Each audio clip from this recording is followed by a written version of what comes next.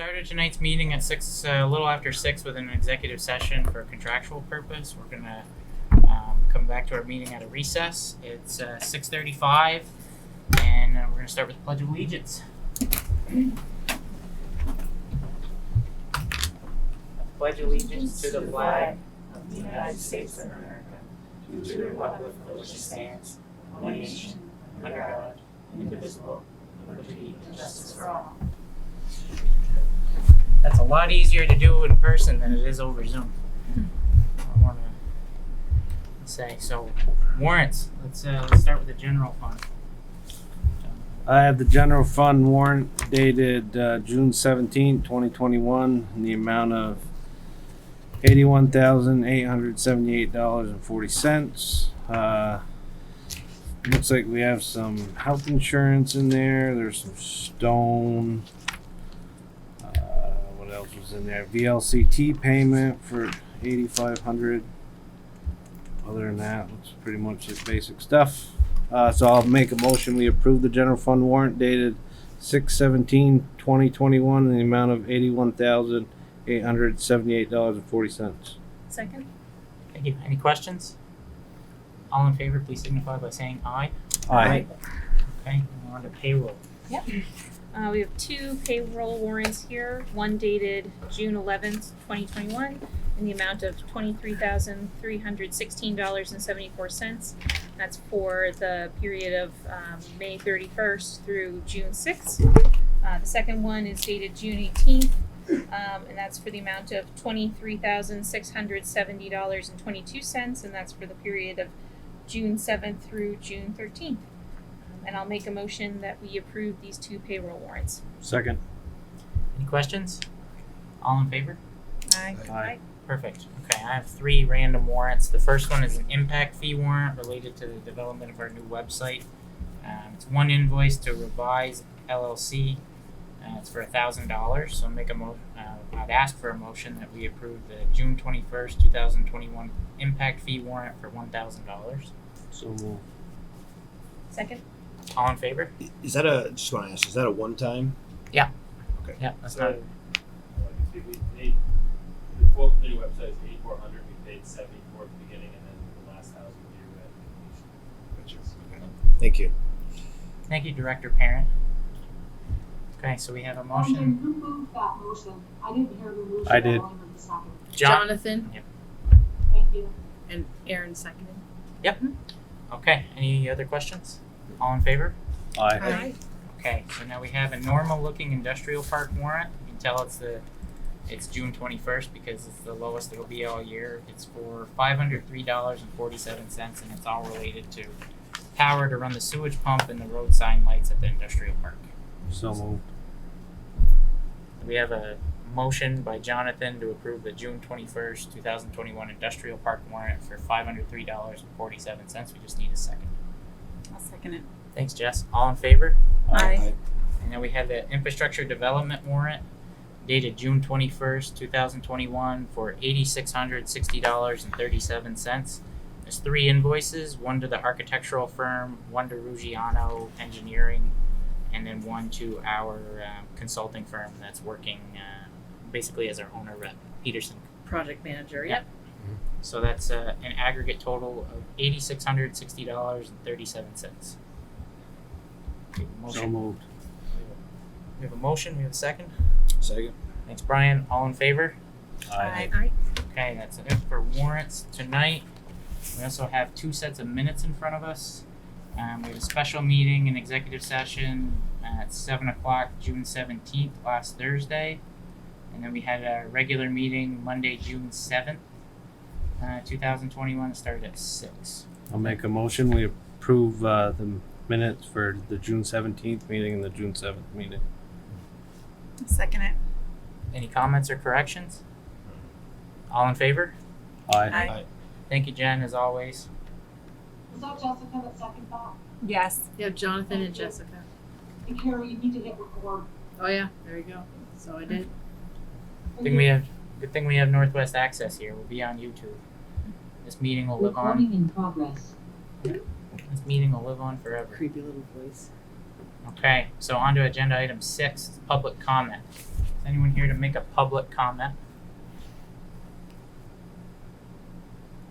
Okay. Let's move on to agenda item 7, the Franklin County Sheriff's Office transition report with Sheriff Langevin. Mm-hmm. And You can both sit yeah, up. come on Might up, be both of you. helpful. Sorry, I Absolutely. didn't. Feel free to here. bring it. It's a Kathy self-serve Bridgemore. type thing. No problem. Sorry.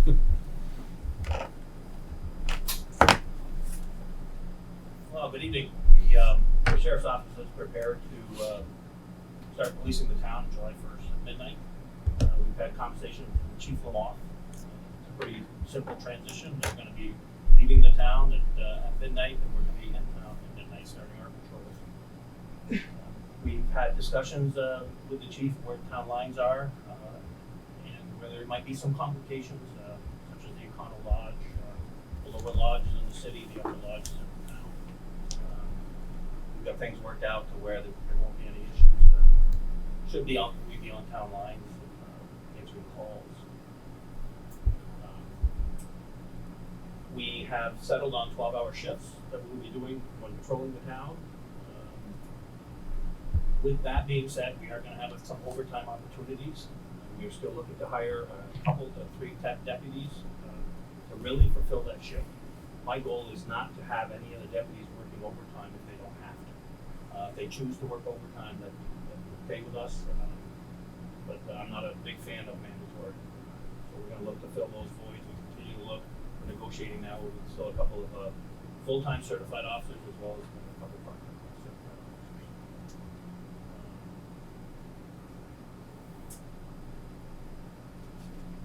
We've had negotiations with Alan Mashter, John Montang, and Jay Sweeney in the fire department for May Day. We have that situation all covered. We've got a good plan in place on how we're going to work through the day.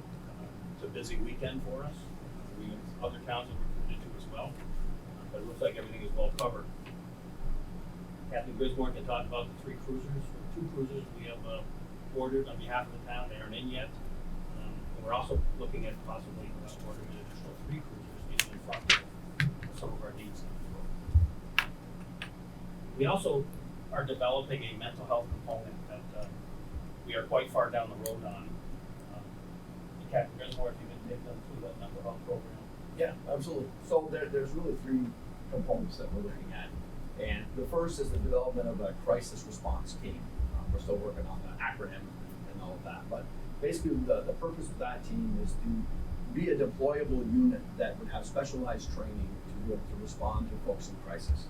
And that could be a number of different areas. That when we say that, it really means a number of different flavors of that. So folks that already might have a diagnosis, a clinical diagnosis of a mental health issue, or it might be folks that are going through severe depression, just really having a bad day. So that these folks are going to have specialized training to be able to respond to that. And that specialized training is going to include things like de-escalation, negotiation, recognition is going to be a big piece of that as well. Identifying when folks are in crisis. And then this team would be a deployable unit, like I said, that would be able to respond. Initially, we're going to take that responsibility on ourselves internally, but our hope is that as this develops and as it grows, then we have the ability to be able to bring in other local area law enforcement as well, state police, SWAT PD, state Albans City PD, things like that, so that it would just be a much more multi-agency, much more robust team that could be deployable, really at a moment's notice. So that's kind of the first thing that we're doing. And again, those folks are specialized, have specialized training in that. The interesting component of that is that they're law enforcement officers, so that they would have the ability to be able to respond in a law enforcement capacity as well. However, the primary response would be as crisis response. And one of the things that we're looking at to that is how that would look specifically, meaning that how would they dress? So that our initial thought is that they would be a plainclothes unit, that they would be able to respond that way, and then you could change their attire because we recognize that that's a component, and that can be a trigger for some folks in crises, that when they see law enforcement show up with the badge and the gun and those kinds of things, that can be a trigger point. So we want to mitigate that to the best of our ability. So that's just one of the things that we're looking at as far as that's concerned. The second thing that we're looking at in that kind of in that triad is really coming up with better training tools for all of us right across the board, so that all the deputies are going to have a higher level of training to be able to respond to issues, to be able to identify issues as well. And that would certainly include the mental health component. Folks, again, like I said before, that might have a history of mental health issues that we would already know about, but how do we respond and how do we deal with all of that as well. But we're also going to incorporate better issues that help us get more in tune with some of the things that are facing the BIPOC community. You know, how do we really understand what those needs are, and how do we really respond to those effectively? And really looking at innovative ways, reshaping how we respond, you know, thinking outside the box so that we come up with a very robust program to be able to train our folks. And you know, when a lot of these issues came out, and we talked about this before, is that there really were two schools of thought. One school of thought was that, you know, when responding to an issue like that, there was a deference that, hey, we're the police, we don't respond to that, we enforce laws, we don't deal with that kind of stuff. Our school of thought is the opposite of that. We believe that that is our responsibility, and we believe that there's improvements that can be made in those areas, and we're very aggressively looking to add those trainings and add those skill sets to our repertoire so that we can be better at making that transition from law enforcer to advocate, you know, so we're looking at those kinds of things. The third thing, and all of this stuff too, this isn't starting today, it's not starting July 1, this has started months ago. So that we want to be ready to be able to ramp up July 1 and be, you know, to have some resources that we can really bring to bear as of July 1. So the third part of that is also taking a very good look at the needs that we have as people to be managers of our own mental health. So just like the old, you know, that oxygen mask theory, you know, we need to make sure that we are in tune to our own needs, that we're addressing our own needs so that we can provide very good services outward. You know, there's lots of studies that are out there that really can show the degradation of morale, enthusiasm, effectiveness of law enforcers over time.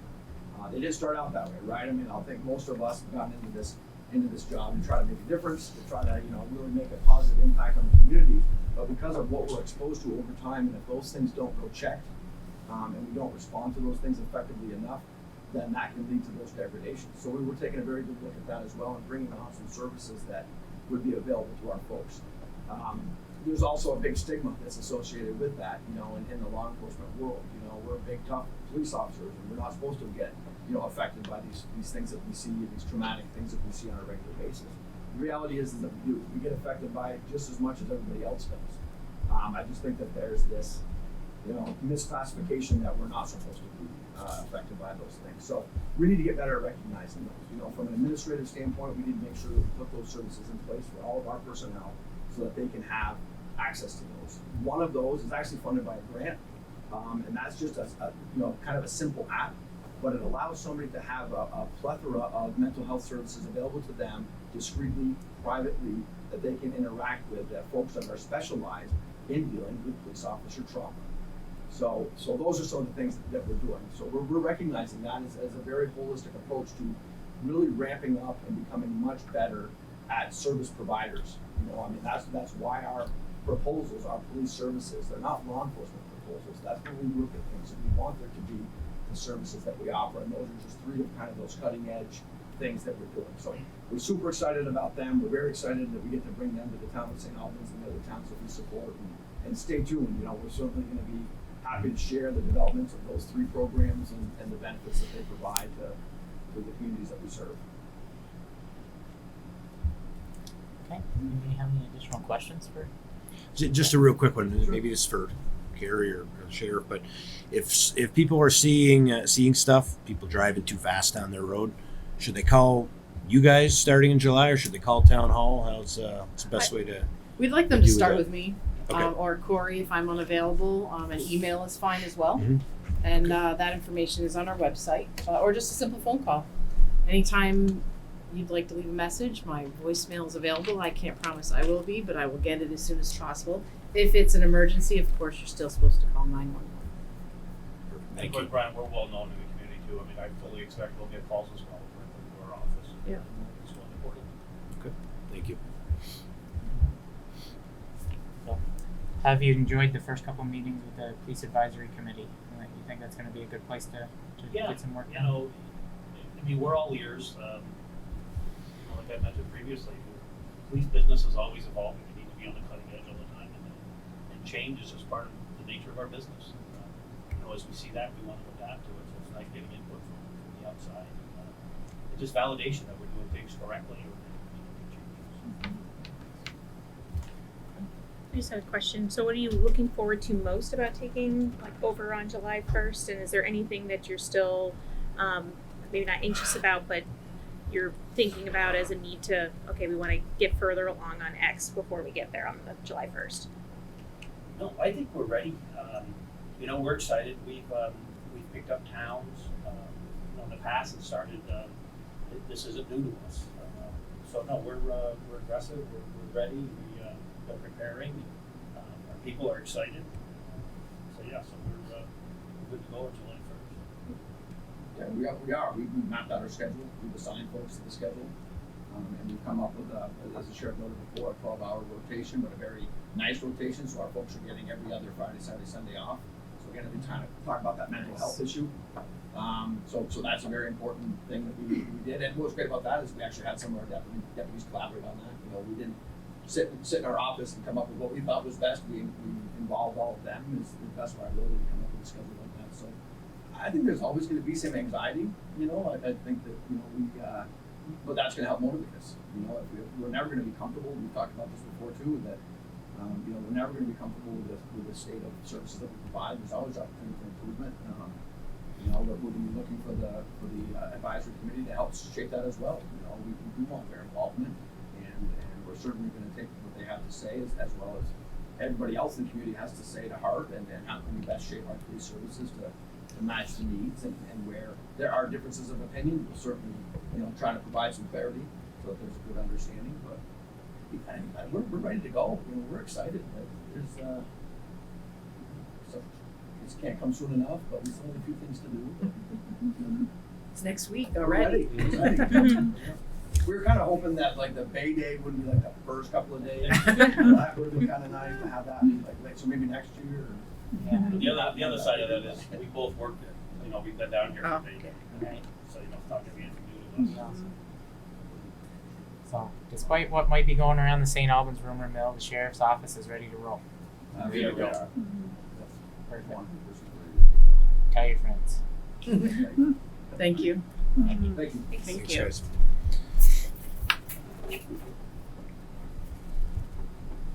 Right. Agenda item number 8. We're going to start with some staff. quarterly Yeah, reports. I'm excited. Yeah.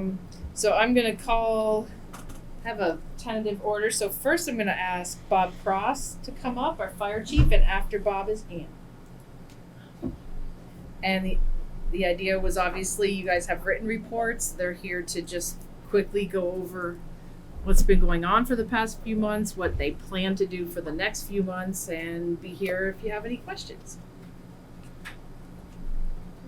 Fire chief. How are you? Bob Cross. When did you first become fire chief? Oh, 1994. Wow. Yeah. That was -3. Not to date. I've been at this longer than I've been alive. It's worth noting. That was when I started as chief. Yeah. Not as a firefighter. Started in '76. Being able to learn from you the last few years has been an honor. Let me get that straight. So we see Chief Cross provided a report, very helpful in understanding what you do in a day, or in a month, or in a quarter. Seeing the different call volumes by month and how things can fluctuate a little bit, but how they're all really set in a particular. So our call volume's up. We're up 50 more calls than we had last year. That's what we're up right now. A lot of them alarms, CO a lot. All CO alarms this year. Motor vehicle accidents, small fender benders and stuff. So preparing, getting equipment ready after we've had some structure fires in our area recently. So it takes probably 3-4 days just to get everything back into service. And then having a full-time person plus a part-time person really helps out our volunteers because they don't have to come in for that special meeting to come clean up, because Jay and I usually take care of it along with Matt and Charlie and Steve Bracey, who are actually with the city, plus they're on our department, so we all work hand in hand, helping each other clean up each other's equipment. So when there's a fire, when we have a fire with the two departments, we were able to let it, the first piece of apparatus that's there, that's the initial firefighting truck, usually is empty of hose and equipment. So having all of our manpower and all the equipment that we have between the two communities, we're fortunate to be able to put another truck in line, just hook up to the hoses and get the other truck back so it can be put back in service. So we're working as a team a lot with the city of St. Albans as far as the fire department is concerned, and it's working very well for us. So our future, what we're looking for is, I think, I don't know if Carrie's introduced the, We haven't talked about budget or equipment yet. what do you want to talk about for budget? Rip the Band-Aid off, chief. But you can talk about the piece of equipment you're thinking about for next year, if that's your So question. right now, we're in the process of speccing out a new rescue truck, but we're gonna combine it with a rescue pumper and make it all-wheel drive to address the situations that we have up on Fairfield Hill, French Hill, Carriage Road, Bellevue Carriage Road, and all that up there. We had a couple of situations where we had drop chains on all of our trucks. I'm not saying four-wheel drive is going to be the ideal solution, or it's going to be a solution. It's going to depend on driveway conditions, road conditions, but we're going to give it everything that we have just to try and ensure that we can make every attempt to reach somebody's home. We almost made it to the last home, and if it hadn't had the curves that it had in the driveway, and if it hadn't been glare ice, I think we would have made it with the truck, if it would drive straight through it.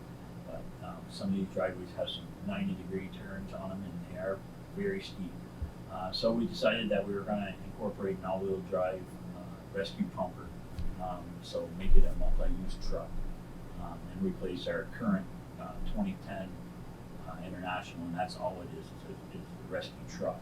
So we're gonna put the pumper in with it in the all-wheel drive, and our current rescue is not all-wheel drive. So that's the just on that. The problem that so we had a meeting, our first meeting, the decision was made that majority of the committee wants to go with an all-wheel drive custom, which is a very expensive piece of equipment.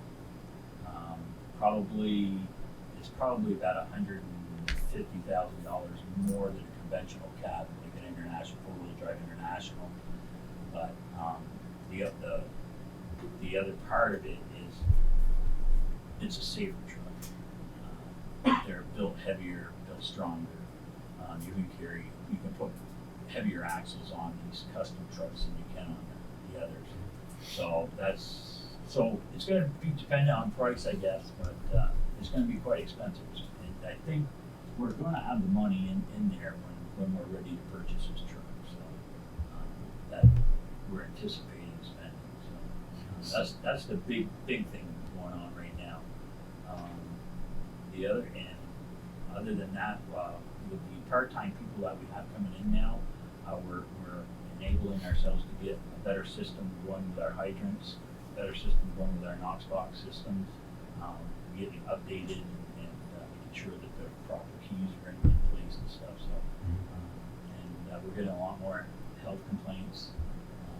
And they're very difficult to deal with, some of them are. So that's been a big thing right now for me. Having to deal with some, because it's an act of Congress to condemn a building, and when the state of Vermont can't do it, it makes it even harder for us. So that's where we are right now, and that's a time consumer for us right down during the day. The health complaints. So. I was going to ask a question about the pie charts here. I'm new, so help me understand here. I'm assuming these are calls that the whole department's doing, not just you, I hope. Right. Yes, but no. Right. All right. I just want to make sure. But what is it says time off 3? What does that mean? Or training?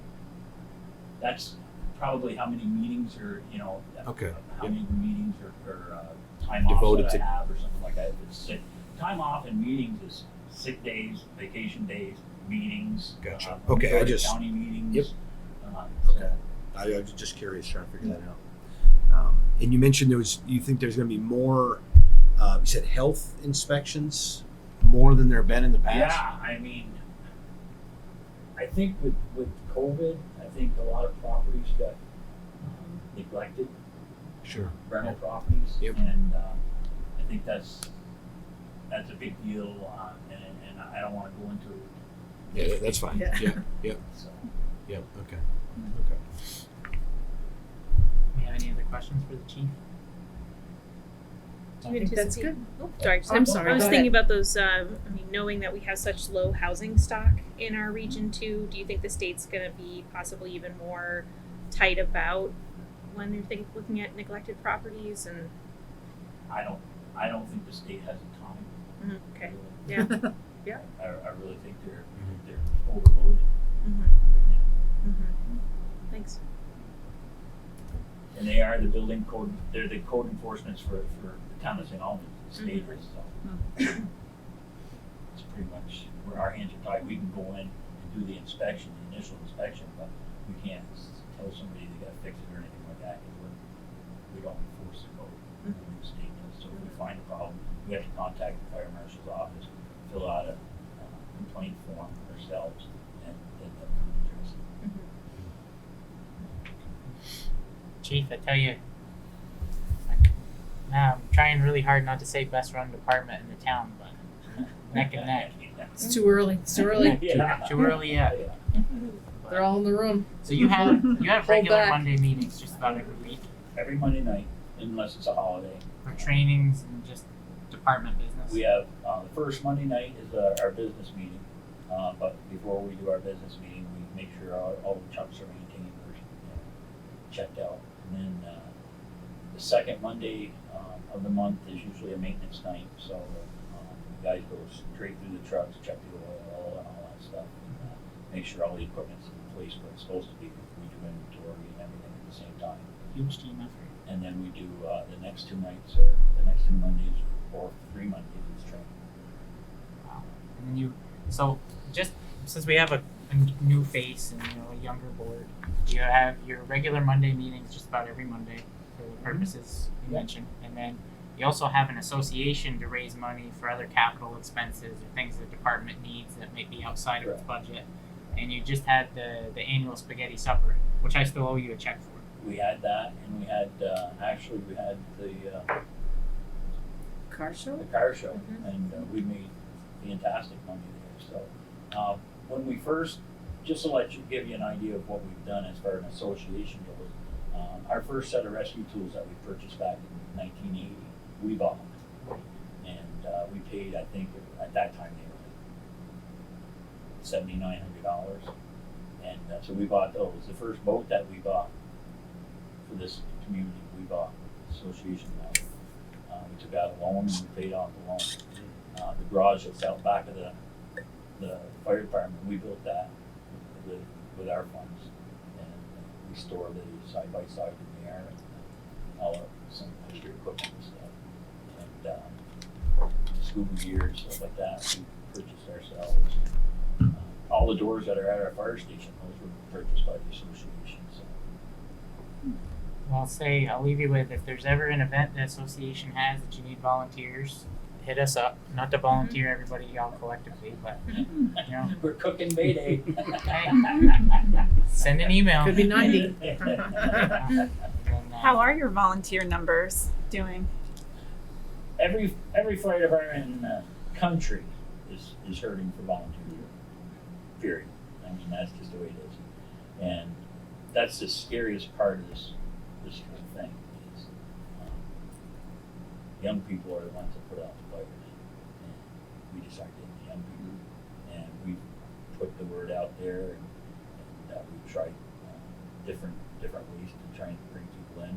Most fire departments that you see, it's usually family that come in, and our firefighters, their sons and daughters are at the age where 6 more years or 7 more years, they'll probably be ready. Right now, they're in that small stage. Hopefully, that'll bring our numbers back up. But, we're at 28 right now. We're usually 34 strong. Our average member age is probably 34 to 37, which is pretty good. Better than some fire departments. So hopefully, I mean, we have had some new people come in, but they're not young guys. But they're seasoned, and they still are in shape enough to fight fires. Are most of the fire departments around the state volunteer based as much as ours The majority are? of the fire departments are volunteer, but the numbers are starting to become, like the town of St. Albans, they're starting to say, we need to have somebody at the station to run the piddly calls, so it doesn't pull somebody away from their job every 5 minutes. Like, the other day, we had 4 calls during the day where Jay and I handled them, and the guys on the city, we handled them all, and nobody had to leave work. So, and that's a big plus. Yeah. So that really helps. Any other questions for Chief? I got one question. On your CO calls, are they mostly like nuisance alarms or faulty alarms, or are you actually generating CO? Most of the time, they're a faulty alarm. 2:30 in the morning. Right. It's when they always go and we off. change their batteries for them. But we've had some, and a lot of people don't realize that their CO detectors have a lifespan, and it's usually 5 to 7 years, and it's time to get rid of them. So, in the last 2 instances that we had early in the morning, they were both time to replace the detectors. So. If you need any help putting together some kind of a Facebook campaign related to educating people on that, you know, Corey, I know, is kind of trying to take the lead with our social media and outreach. If we need to look at spending money on even sending everybody in town a postcard, you know, to just educate and try to alleviate those call numbers. So we try to get it on our Facebook page and stuff. It's hard because sometimes the guys that we have doing the Facebook page, they get done and they don't tell anybody else how to get on. Manager, I'm not a Facebooker, guys. You have people for I'm that. really not. They don't tell anyone the password, huh? No. Don't tell me that. None of my stuff has passwords. Don't say that out loud. All heavily encrypted. That's right. Well, thank you, Chief. Thank you. It's a great start. Thank you. Thank All you. right. So I'm gonna try to keep us on time, and I asked people to keep it to 10 minutes. So we're gonna try to do that because we have 7 departments. Do the math. Okay, I'm just saying. Yeah. Okay, just if you want to be here for 2 hours, then we can be, but most of us don't.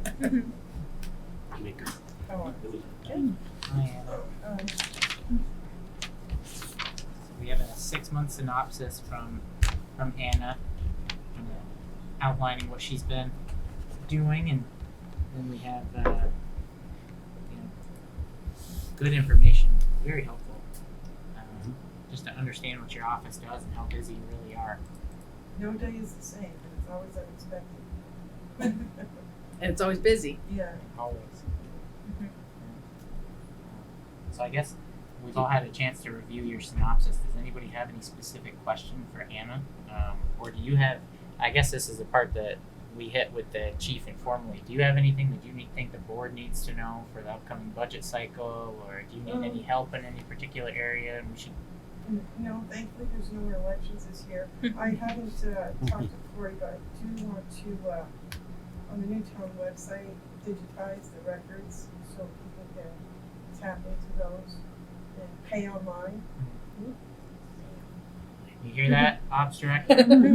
Yeah. Oh, Pen more better be importantly, moving. somebody else's. It's moving. And never offers that, so I'm working with them on a price on that. Other than that, it's just normal, grievance hearings after Phil does his thing. A meeting that's coming up, you'll all receive a packet in the mail tomorrow and Wednesday. Tax bills. Box payment. And Anna still goes to the our relocation meetings, which Yeah. are going to start up again too.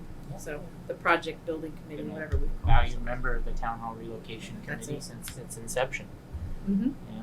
attended every meeting. I don't think you've missed one. Yeah, I missed a couple. Really? No, you missed a heck of a lot less than my cohort and I.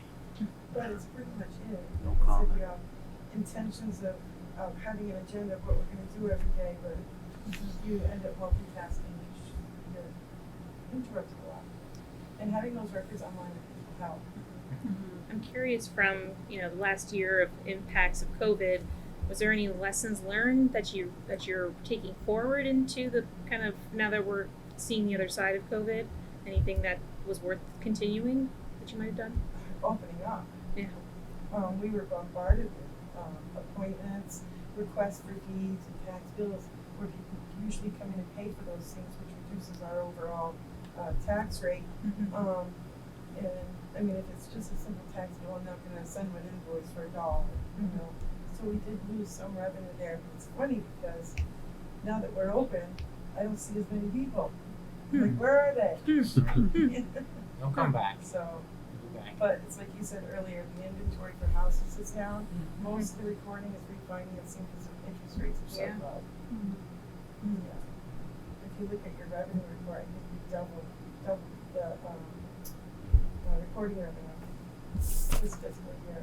Yeah, it's crazy. Recording fees, we budgeted $60,000, and to date we've received $120,318.33. That's a lot of pages. So are we going at $2 a month instead of a book? $1.50 to $2 a month. Yeah. Wow. So you gotta get that town hall bill. Good thing voters made that decision, And each book is about 500-600 pages. right? So That's forever. We can't. Yeah. You know, we're gonna have to store that in perpetuity until the end of time. but that would be a good reason for people to access those records and pay for them online. Then they're not coming in here pulling the books apart, putting them through the copier, so they're not getting destroyed as much. And there could be, I know some of the ARPA money that we have coming through the county in the next few months has to be related to spent on resiliency. I don't know if that qualifies it as a resiliency expense to digitize land records, but I think it does. It does, yeah. yeah, so Easier access. Yeah. we should put that money to work Yeah. in your office. That's about it. Any other questions for Hannah? Emily's running tonight. What's Oh, that? yeah. Emily Curry. Oh, yeah. Oh, Yeah. very Oh, that's right. Yeah. 8:45, I think. Wow. Great. Thanks, Thank you. Emily.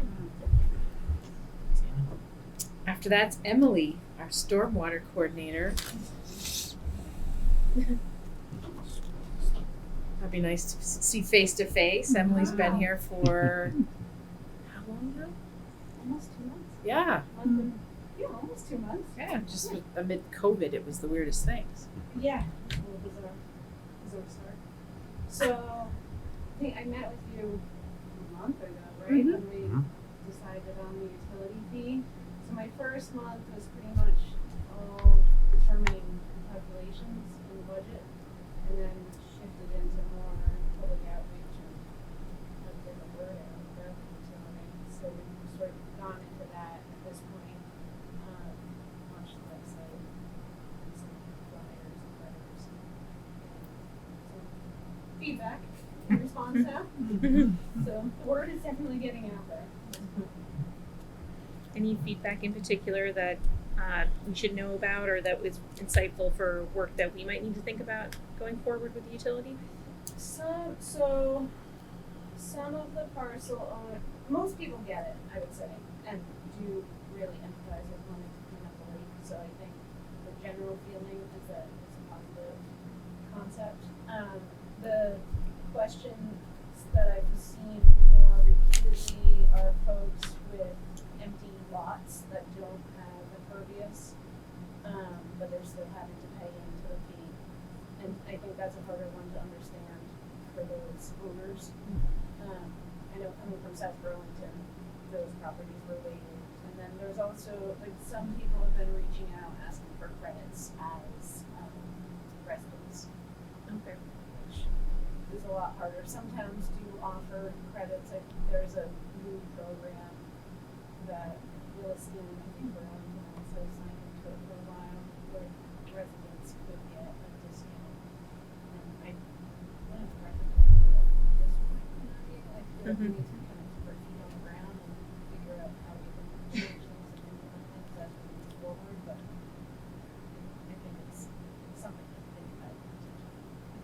Are there other, I know with some waste management, like solid waste management areas in the state, they make, discounted green cones or digesters, things like that for managing compost. Is there any kind of similar program in any other communities around stormwater as far as rain barrels? So maybe not a credit, but just things that are at lower cost that, might support stormwater management, but for the resident? So, and I did, when I met with friends of Northern Champlain a month or so ago, we talked about doing some rain barrel workshops, things of that nature, where folks could get discounted rain barrel and stuff like that. They were interested in that.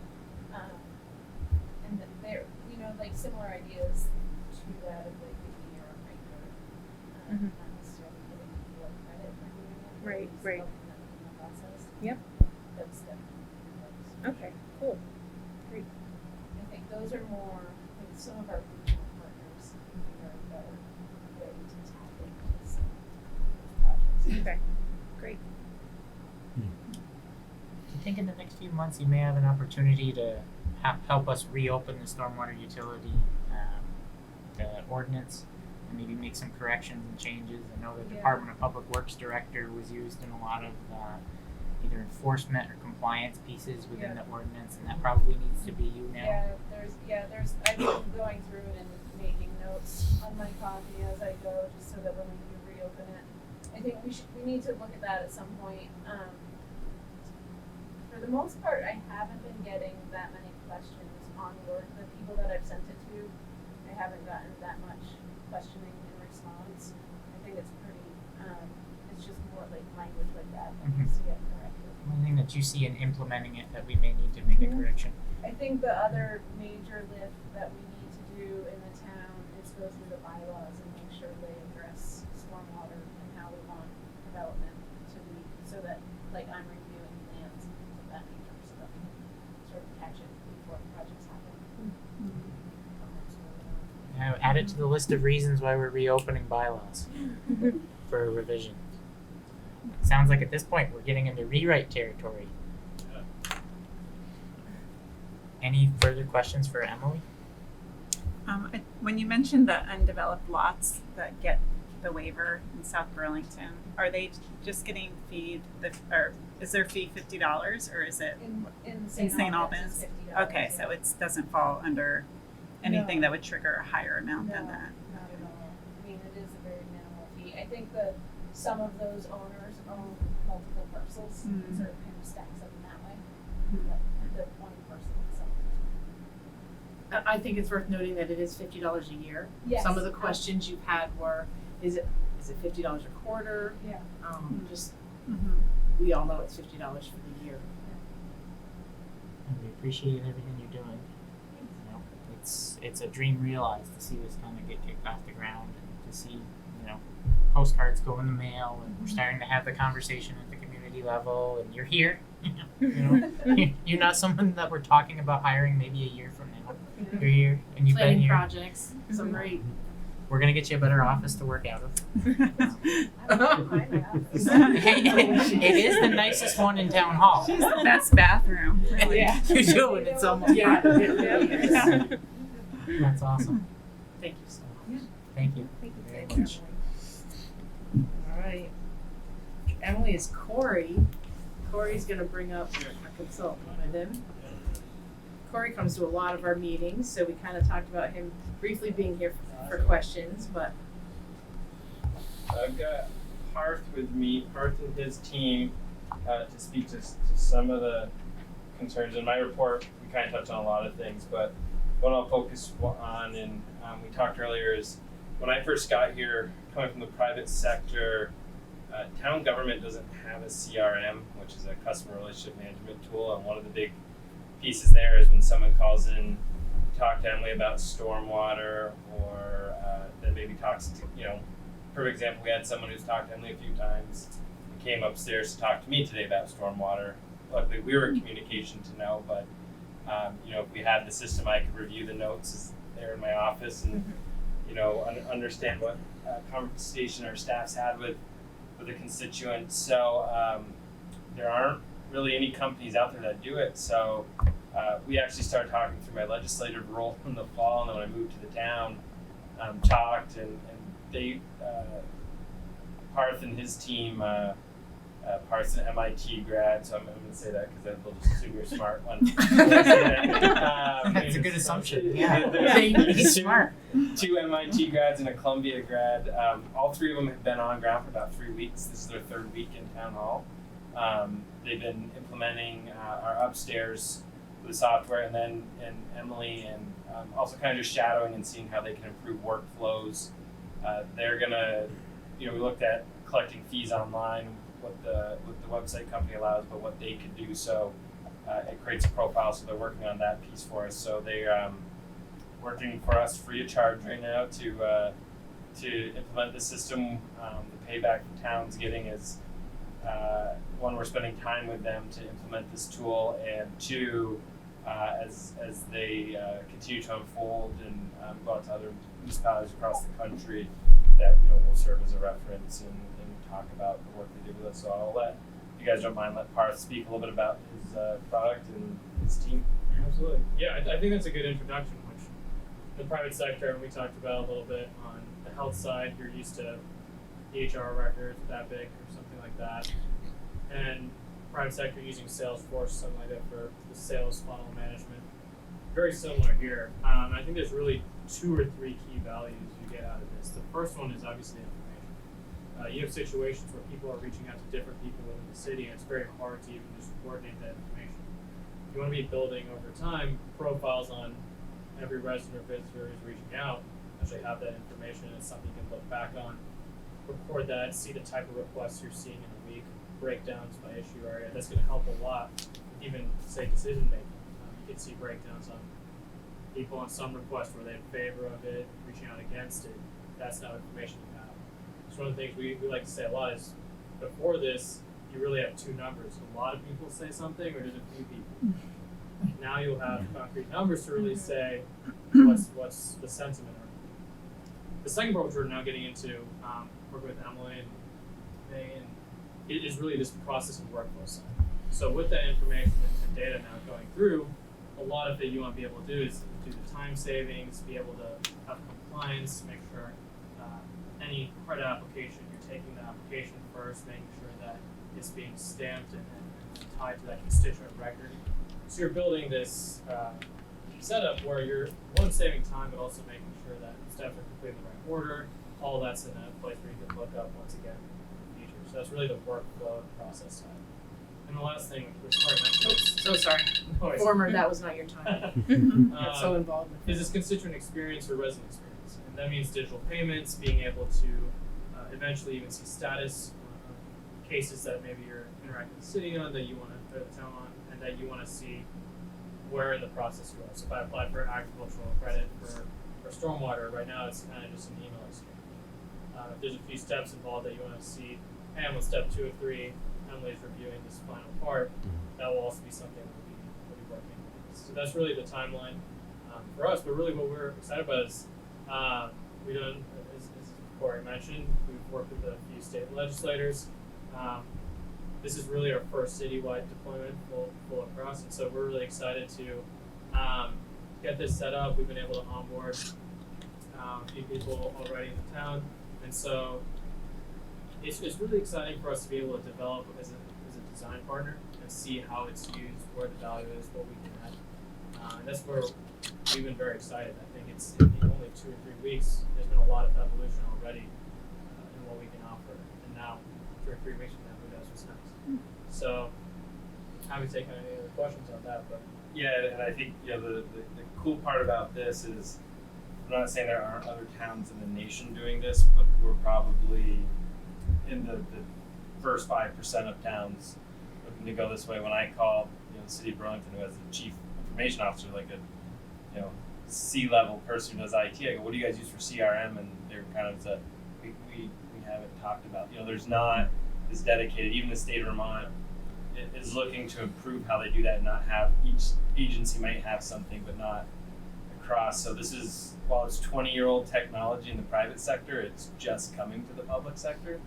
And there's there's not a product. A lot of towns and municipalities that are using something are forcing a private sector solution into the public sector versus working with a team like ours here that it's polymorphic. If you guys want to look up, and I can send around information, really designed to meet these needs for us. So it's a fun project, and I think it'll really transform the way governance happens and constituent outreach. I preach that we're a customer service organization first and foremost. We work with people, and this will help us do that. Beautiful. Thanks for picking us to be your prototype. Yeah, Right, yeah. Really cool, yeah. Pretty sweet deal. Just saying. Does anybody have any questions for Corey or Parth? I just have a question about safeguarding private information, Yep. Especially if people are paying online. How's that happening? So for the payment side, we're using our payments integrator as all the compliance. We use Stripe, so they have basically the payments provider with Lyft.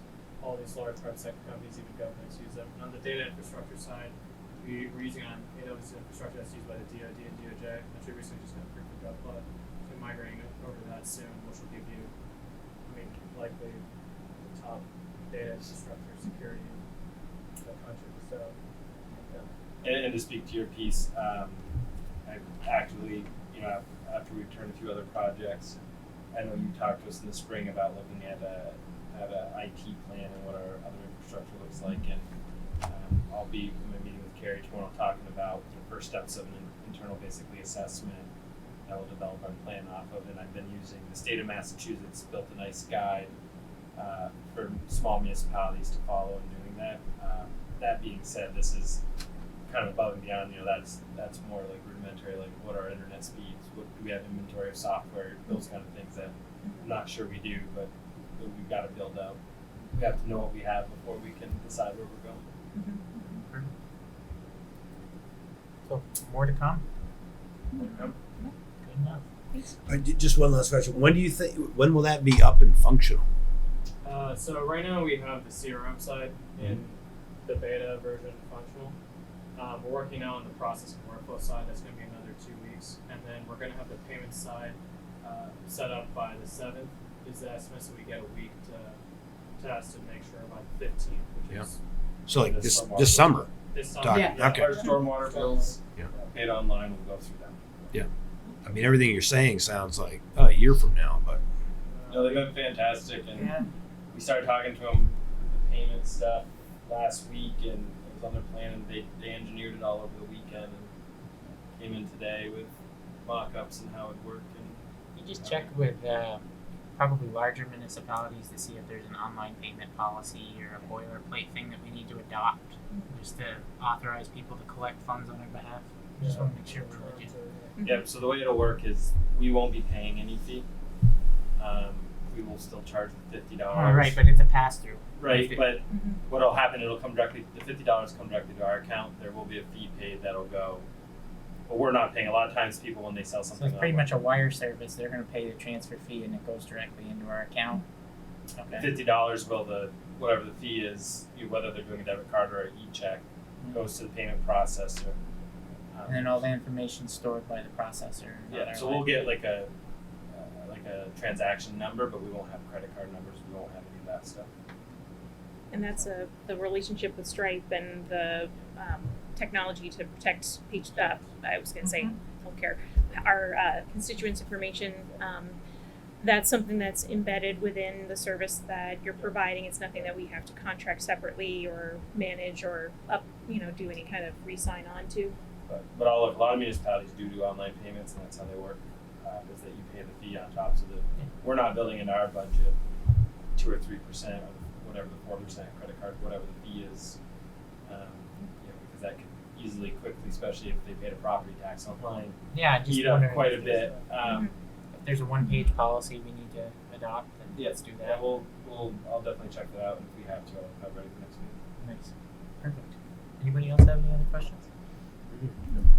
Well, thank you for coming to our town. Yeah, Pretty awesome. Like I keep trying to get him to I headquarter met here. Greg Oh, at yeah. I know. Farmers Market this Oh, weekend. yeah, Yeah, awesome. yep, yep, Fantastic. yeah. That's an office Build- space in building might Highgate be area available. right Come now. back. Yep. Yeah, and they're leaving for a week after this, but they're coming back for a bit in July and then in August to kind of make sure we're checking in. And it's nice because being an early adopter, you always have the risk of what's going on. But one, we didn't have a huge cash outlay to do this. But two, we're actually helping them really customize what the product looks like moving forward. So that's really awesome. it's really neat, and so I'm excited about it. I think it'll change the way we do business. And like I said, I was talking after hours to someone who's potentially investing in our company, and he goes, "Why do you need this?" I go, "I don't know if we could tell the select board if the question was asked, how many phone calls did you get today? How many phone calls we got today? Mm-hmm. We don't keep, we just, it's piece of paper conversations. Corey took it, AJ take a call and hands me a piece of paper, or Carrie a piece of paper, or shoots us an email, but it's not documented anywhere that, as you transition staff out, you might see, well, this person complains about the same issue every single year at this time. And so someone new might, run it up a flagpole when you realize that, this is how it's been addressed before in the past and how we need to going forward. Good enough. Yeah. Thank you guys. Thank you. Thank you. Thanks. Next up is Megan. Dennisville.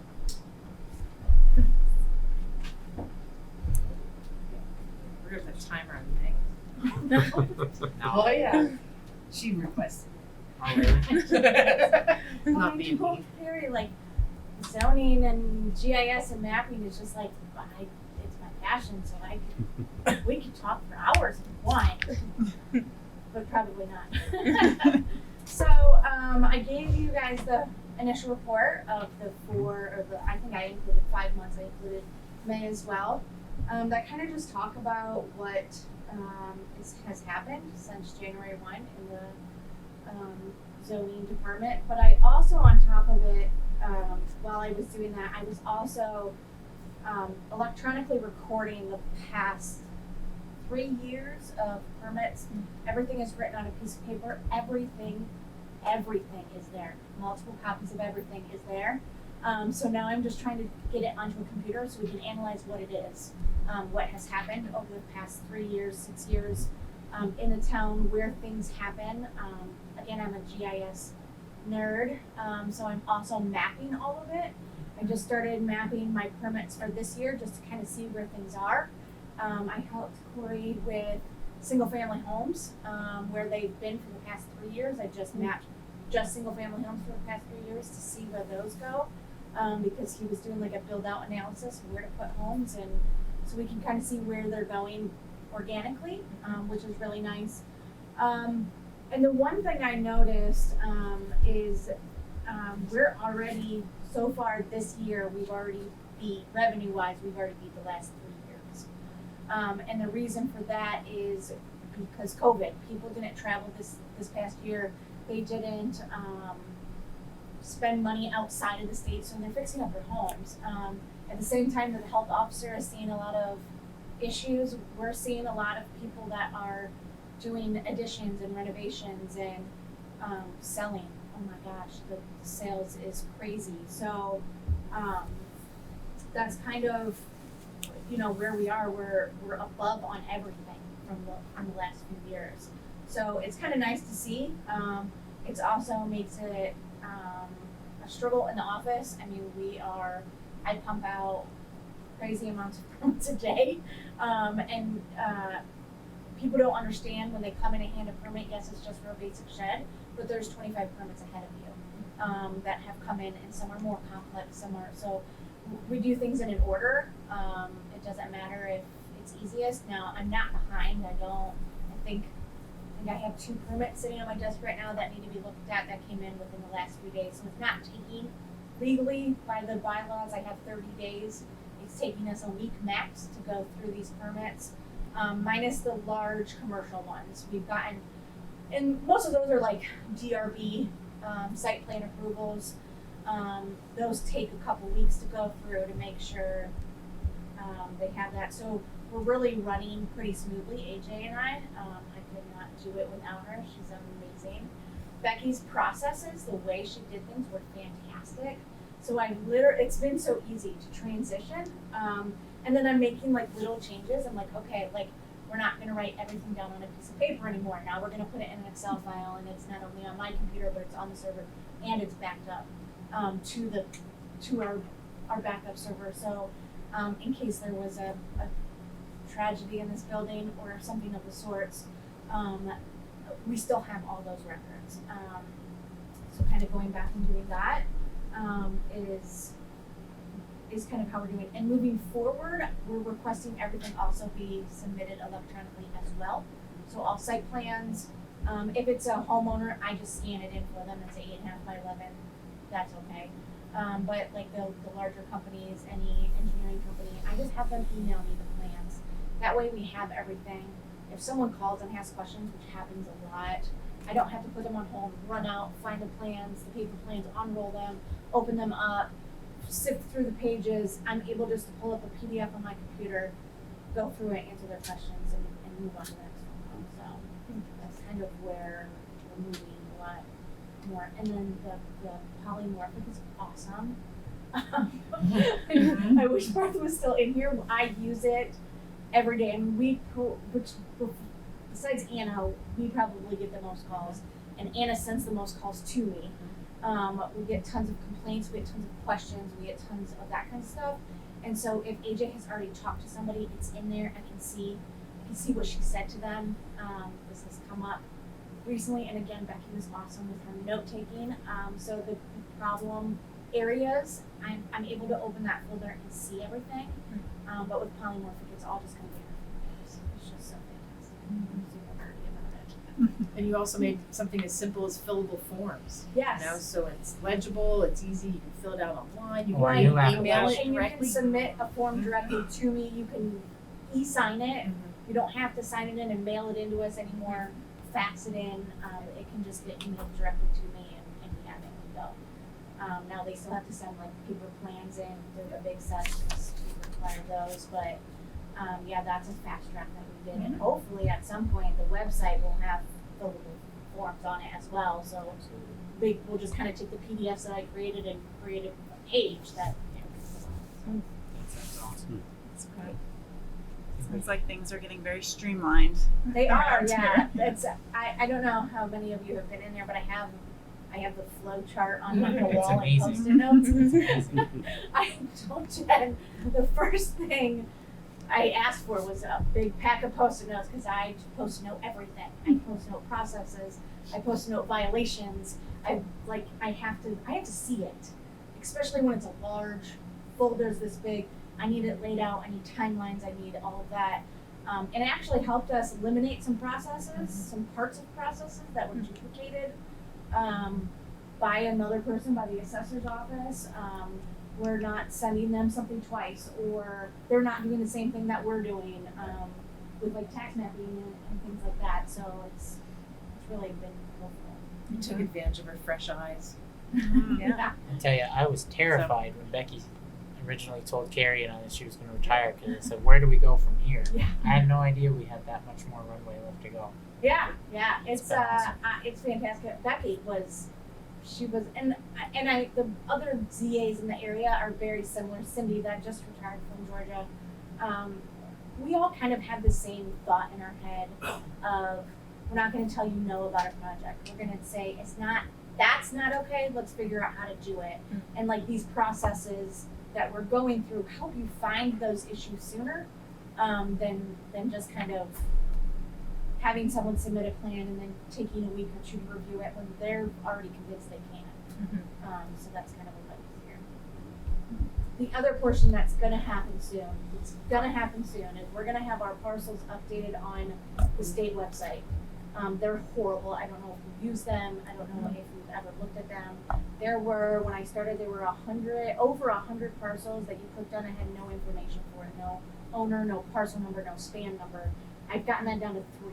Today I have 3 left to identify, and then I can send it to the state and be like, take it. And the assessors, Bob and Bill, have helped me so much with finding those little things. There's just something little that differentiates from the original list that the state had gotten and what it is now, or there's been a split, or if someone did a boundary line adjustment or anything like that. So just finding those things and then staying on top of it as we go. Like at least, if not more, every quarter updating the state website so it's up to date as much as possible. Awesome.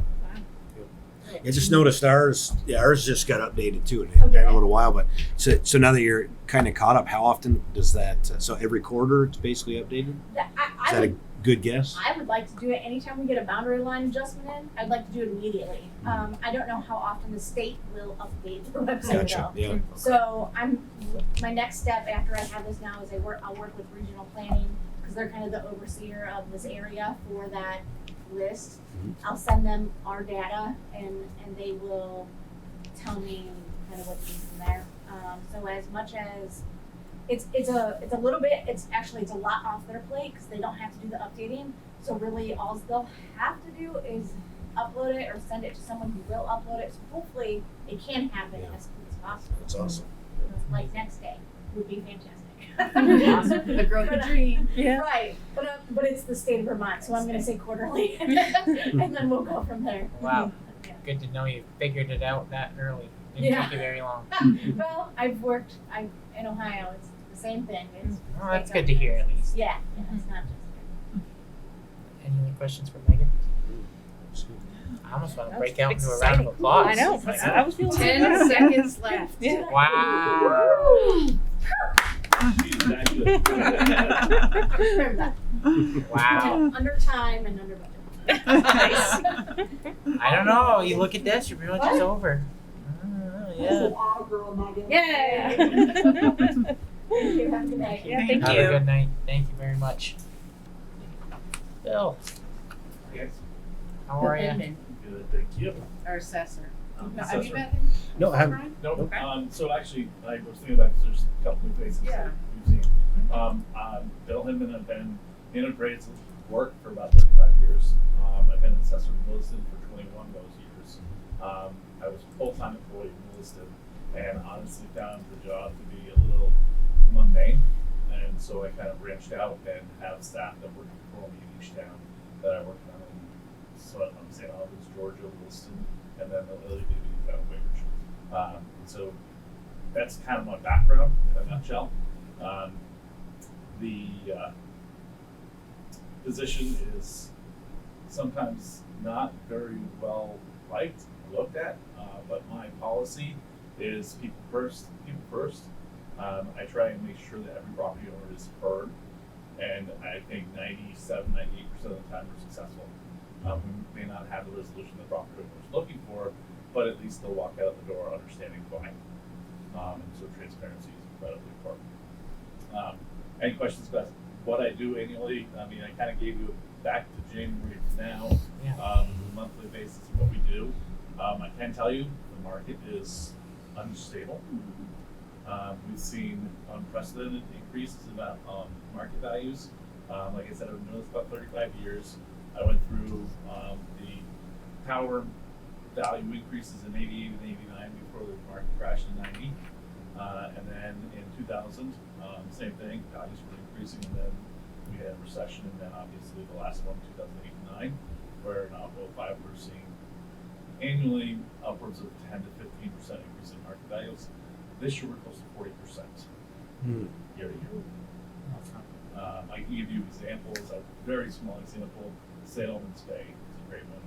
Up until 2 years ago, St. Albans Bay's assessments were typically higher than the sale prices due to the quality of water. 2 years ago, that turned around because we haven't had too much of the algae problem, and so assessments and sale prices were pretty close to the same. In 14, I had a sale of a camp. That was a small camp on a seasonal lot, or excuse me, on a leased lot, sell for $84,000. In April of this year, that same camp sold for $191,000. Wow. 191. It's Crazy. And this is happening statewide. People are putting their houses on the market on a Friday and have 12 offers on Saturday. Yeah, And literally. it's not unusual to see $50,000 to $75,000 over asking. It's unsustainable. Alright, it's already, you're starting to see it kind of come undone a little bit on the back end. Yeah, I mean, the lumber prices have finally stabilized to a certain degree. They were trading, I don't know the matrix, but they were trading up around $1,500-$1,600, and now they're down below 1,000. So it's going to take a while for that to get to the consumer. Speaking And I mean, what we've seen, and like I said, I've never seen this before, is market values typically that we have with what's called equilibrium. So you're not going to buy a house, and you can build a house for the same or a little bit less, right? So these substitution comes into play, right? Well, all of a sudden COVID hit, and market values started going up. Well, people started doing all sorts of home projects, so what happened? Lumber prices, right? And it's just fed on this chart, just like this, over and over and over again, to the point where we are now. And if history is any indication, the other side of this might be something pretty scary to look at. it's inflation. It's hyperinflation. Yeah. Back in November, I asked our legislators in Williston to introduce legislation to limit the common level of assessment decreases, which is what increases your education rate. So if you're at common level assessment's 80%, then the base rate for education is $1.20 instead of $1. And so if those common levels assessments decrease, like I'm afraid they're going to, because it's a 3-year sales study, so it'll be okay this year, probably a little bit, but next year we could see a 12, 10, 12, 13% decrease in our common level of assessment, which translates into a 12% higher education rate right out of the gate. So to fight that, we have around $300-400 grand sitting in a reappraisal fund. Yes. If we had to trigger that, and if we get below 80, you have to. 85% is now the rule, and there's another matrix. It's called the coefficient of dispersion. It's a statistical measurement, which says how equitably everybody's been treated in town. Right now, St. Albans is around 10-11%, which is pretty tight statistically wise. What that means is that if your center line, that common level assessment, is 90%, then 85% of all people in town are plus or minus 11% of that 90% number. And that's considered pretty accurate. If you go above 20, the state will trigger reappraisal as well. Here's the problem with that. We effectively have 3 to 4 appraisal firms that do reappraisals in the state of Vermont, and fully, probably 200 of the 250 towns in the state are going to be required to do a reappraisal at the same time. And it's not going to happen. It's going to be impossible. So that's why I tried to have legislation introduced to say, we don't know what's coming 3 years from now, guys. This is 1917 stuff. And if things start to scale back, and market values come back into where they should be, then those town level assessments would be going back up. So why don't we just say 1 to 1.5% decrease in the CLA per year for the next 3 years, and then if you've got to adjust them big time, adjust them. But at least we'll know where we are 3 years from now. And have time to plan on it. No, unfortunately, the legislature did not have any appetite for it, and so it didn't go anywhere.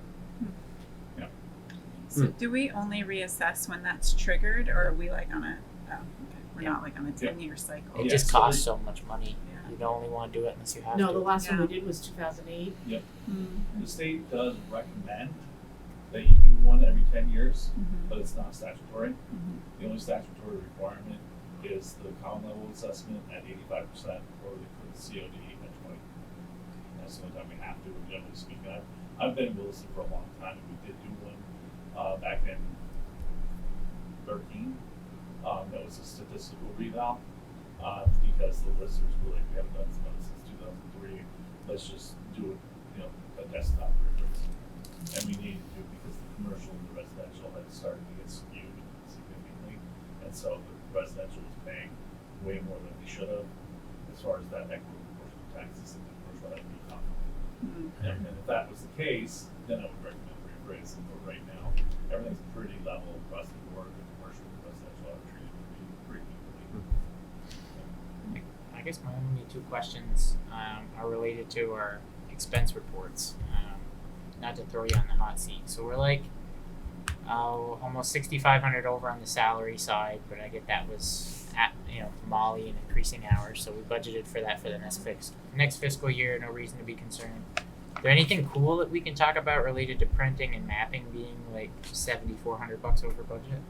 Did we So So glad you asked that question. No, it's why I know for Really, a fact if we're gonna blow something by 300%, there's gonna be something Yeah. cool at the No, end it's of it good. in the Yep. town. That's how that works. So So back in December, Gary? I think it was around that time. December. Yeah. We've been having a lot of trouble, and Megan actually talked about this a little bit, with the mapping.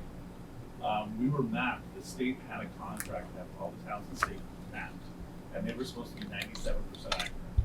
That is so not the case. Yeah, it didn't happen. And so Megan has been tracking down who owns these parcels, but we're still way back behind with respect to updating those boundary line adjustments and subdivision on the map itself. So we purchased the scanner, and that's where the money came from. It's to purchase that scanner, and now Molly and Megan have been working together, and we'll be working forward in the future. So hopefully by the end of the year, that's our goal at this point. Everything that is in the survey vault, which Bob meticulously makes copies of and does upstairs, will be now translated onto that tax map. Yeah. We're going digital. We're going digital. hey, you know, I'll And when take we're it. done with that, we want to do the assessing files and then the zoning files. Yeah. We're gonna try to get interns. So your synergy, Dream. you're creating some synergy between departments. We're getting a big bang for our buck out of it, and Yeah. we might be 15 grand over in one department, but we're getting all our money's worth in some. So And the good part is that, well, my department is fortunate that we have a nice little slush fund that we can draw out of, which is that reappraisal fund. Mhm. Because the reappraisal fund is by statute definition used for reappraisal or maintenance of the ground list. could you make a one-time transfer out of the reappraisal fund for whatever that? Absolutely. So whatever. Yeah. How about we decide here on consensus tonight that whatever when we finish this fiscal year, whatever we're over, we make that transfer back. We have more than enough money in the reappraisal fund. Yeah, That's we- where that's we've been actually my talked understanding about for a it. few years. So Yeah. if we can give the money back to the taxpayer, I'd be very pleased with We're gonna do that, or it's an accessibility issue. I think making these things digital increases accessibility. that. If we can reimburse the reappraisal fund with ARPA money, I'd be willing to have that conversation too. Right, But- right. Yeah, I looked into back when the state legislature approved a lot of money for digitizing for the town clerk's office. I did look in to see if we could be eligible for that, and we're not. So I tried to go that route. To give you an example of the list that we've had digitized in Williston, and what you have is that you have a folder that says archive data, and then in that folder are subfolders, which is every parcel ID in the town of St. Albans. And then within each one of those different folders are 4 different subfolders, which are permits, correspondence, word use, and then anything other. So the goal is every time we have a permit that's issued, it comes from Megan's office, it gets thrown right in that file. And so we have an historical account downstairs in Williston of every single parcel in the town of Williston that goes back to the dates of our lister file. So we have the information go back to the mid-80s in that file, and it's just hit a button and you can pull it up, and some of them are hundreds of pages long. So Yeah, you're- and that's what I'd like to see. Well, if you get us there, we're gonna be happy. Absolutely. Any other questions for Bill? Just a quick one. Using the words assessment and appraisal, are you using them synonymously? They are synonymous. Okay. But appraisal, Well, When sorry. assessing is more or less from so- a municipal. Sorry to answer that. so- Yeah, I guess I've just always seen, right, assessment is more like the town's value, and appraisal would be Yeah, that's the individual reference. to, right? You Okay. use them interchangeably. Yeah, I just, Yep, yeah, okay. yep. I Good mean, question. for an example, when I send out my notices of change Mhm. for, additions to houses every year, it says notice change of appraisal. Oh. Okay, so I guess the definition would be, what we're doing is we're appraising individual properties Mhm. for the purpose of assessing that for taxes. Okay, but they are really, Gotcha. they're really synonymous, one means the So other. appraisal is like a verb, you're saying, and Yeah. assessment is the noun? Yeah, something like that. Something like that, Um, gotcha. So no test. Like for instance, as an example, all appraisers are bound to what's called use path. That's the grading practice. Mhm. And in that use path, under chapter 4, is mass appraisal. Right, and so an appraiser like me, assessor like me, and also bound by all the same standards that an appraiser is. record keeping and, being consistent and applying the appropriate methodology evaluation. So as far as that goes, they are the same thing. Gotcha. Okay. Answers.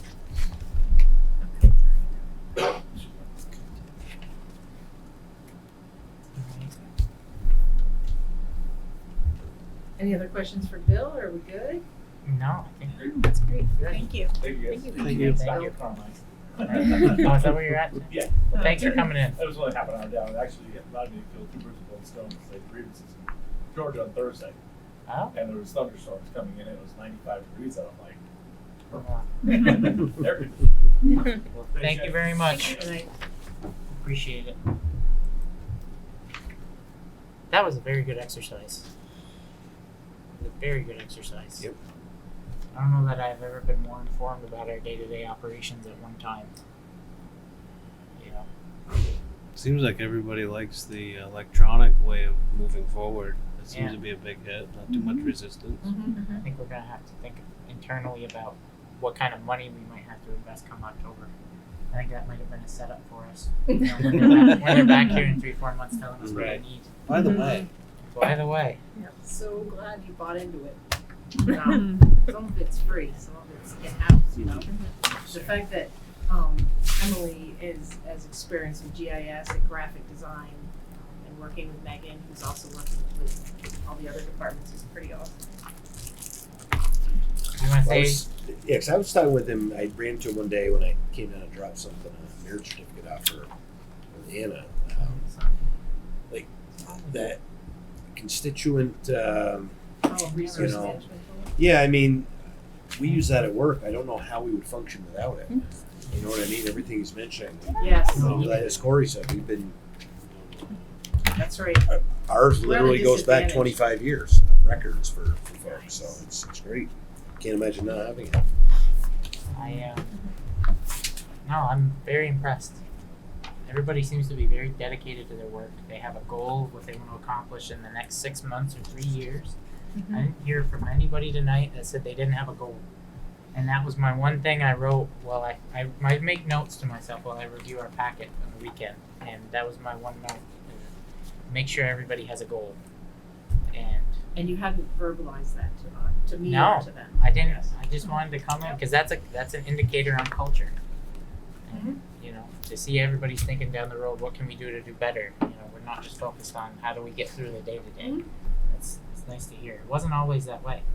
I think for us it's going to be interesting because I think there's so many great ideas that are coming out of the team of folks right now. You know, how do we support them and not like get in the way, but also like do our job of, you know, Right. trying to think strategy for the town too. But you know, I'm just so like listening to everyone. I just got all excited about all the things. So Yeah, me too. It just, Yeah.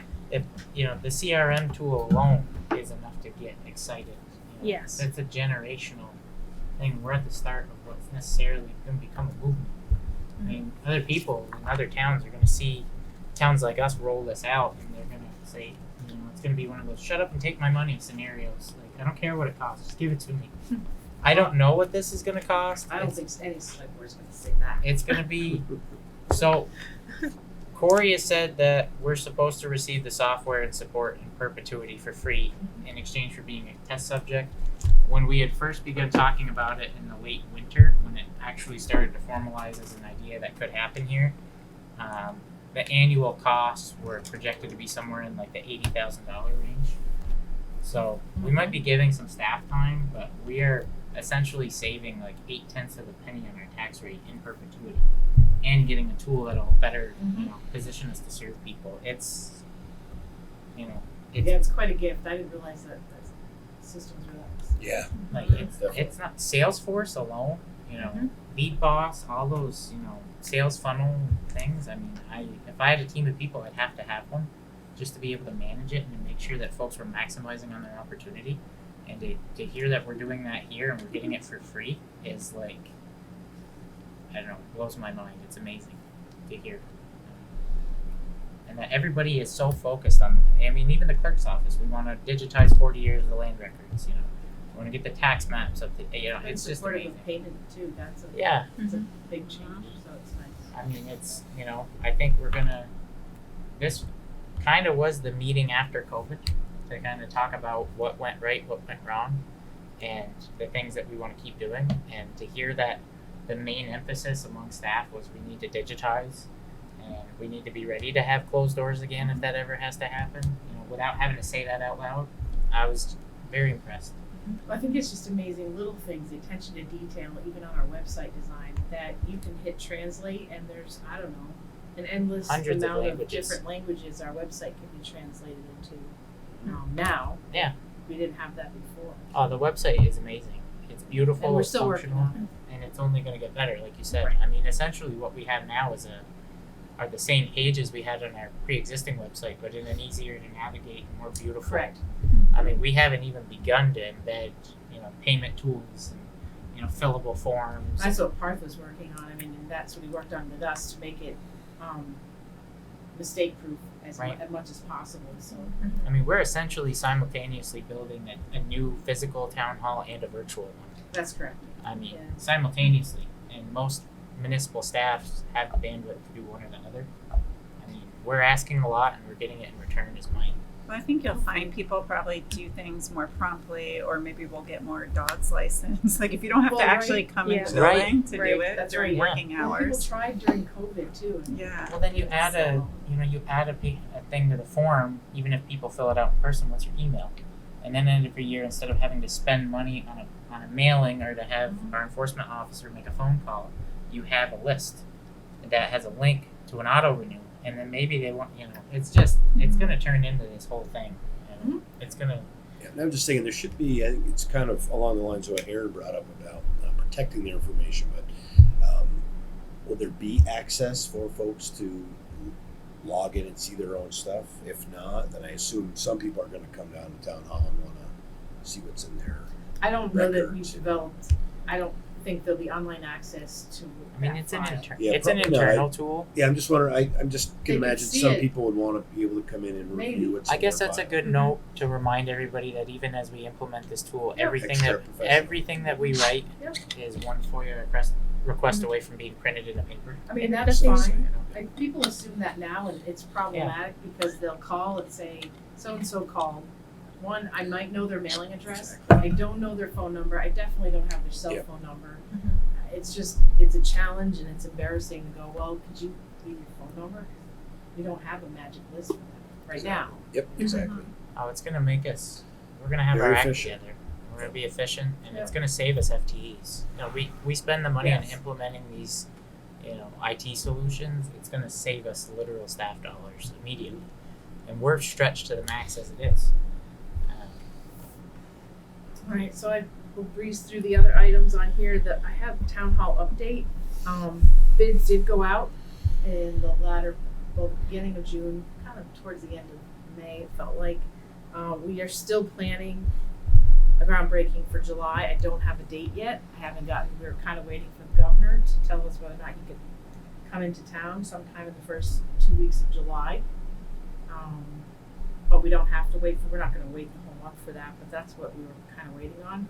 And we have a pretty big town hall relocation meeting tomorrow to talk about the bids with our project manager and the construction manager, DW.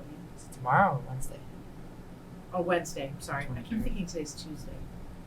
Sadly, it's Monday. Yep. No, it's all fun. It's all fun. Yeah. So Wednesday, we have that on the 16th. I mean, the 23rd. It was supposed to be the 16th. The new salt shed, as some of you might have noticed, got its final coat of pavement. So we're finishing up the punch list or unfinished items at the garage. So that I hear looks good. I personally have not driven by it. So do you have any questions about that? Okay. The last two items under town manager are notifications, Act 250 filing from 2 Franklin Park West, and land use permit amendment from Barry Cowell. They're adding some admin space, which is good, and jobs. And they're doing a whole nother line Yep. too on top of it. That's good. So I don't have any other surprises for you. Schedule. We have our next couple upcoming meetings. You know, the first one in July. 12th. It's gonna be the 12th and the 5th, and then we're back on the 19th. Having that meeting on the 12th is actually probably going to benefit us quite a bit on the town hall. Carrie and I have been CC'd between some communications with Hunter Gomez, who you've met, and DEW, the construction manager, and it looks like we'll probably have a not to exceed number in the form of a contract ready to be presented to us before it's approved sometime around, I'm rereading emails now to refamiliarize, but sometime around the 10th.